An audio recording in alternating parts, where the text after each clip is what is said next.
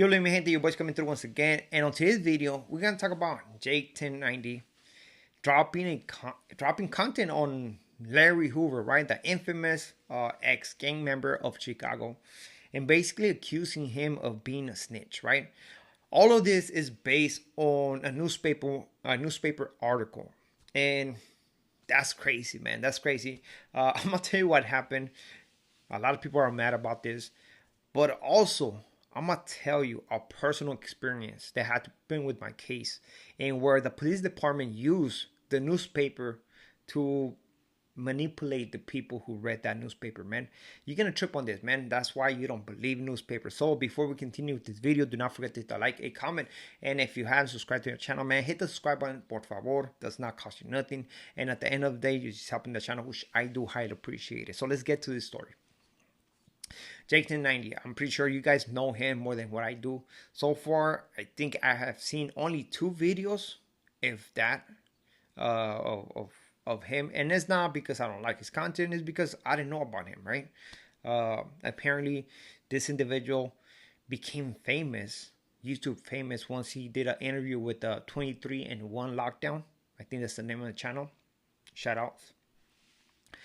But before he even dropped his first video, he already had 100,000 subscribers, which is amazing, man. That guy is lucky for that, man, and that's a blessing, right? That's a blessing. He's been dropping content, and the main thing about his content is exposing rappers or anybody who is basically famous, right?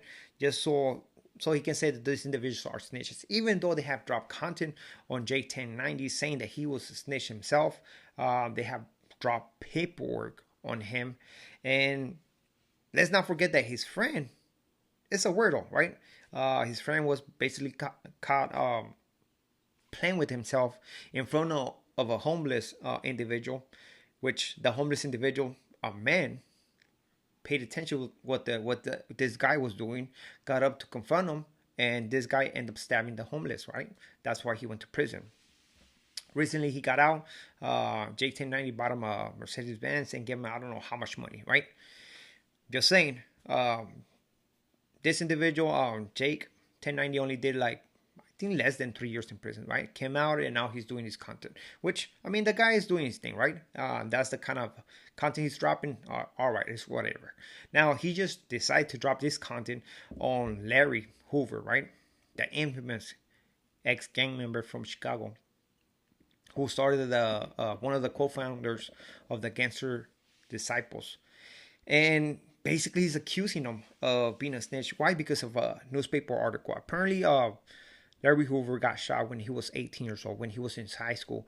2 gang members came into his high school and shot him in front of the principal's office. I'm talking about in the middle of the day, right? So there's going to be a lot of witnesses who seen who was the shooter, where they went to, and stuff like that. So guess what? During that same day when they did that crime, they ended up getting busted, and I'm pretty sure they went to prison because of this. Now, on the newspaper article, it's saying that actually Larry Hoover was the one who was, who gave the information to the cops so they can get the arrest, right?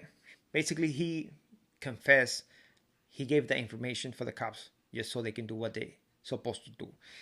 Now, this is only the newspaper article, right? There's no such thing as paperwork. There's no police statement. There's no transcripts from trial. So that's it, right? That's why. So because of this, J90 is saying this, right? Everybody's upset about this because, like, man, you shouldn't do this, man. You are playing with fire, which I do believe that. There's a lot of people who respect this, man.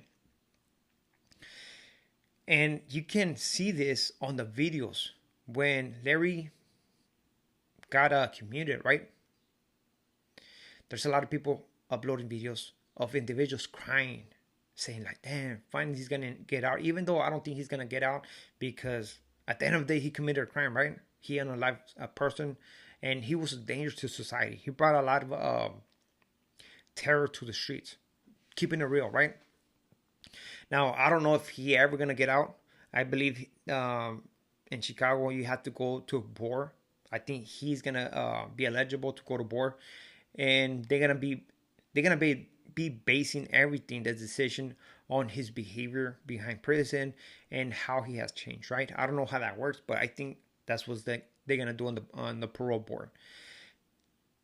The thing about this, man, is that this individual decided to rely, I mean, give this information based on the newspaper clipping, which I do have a personal story, right? When it comes down to this. So pay attention. When I got locked up, right?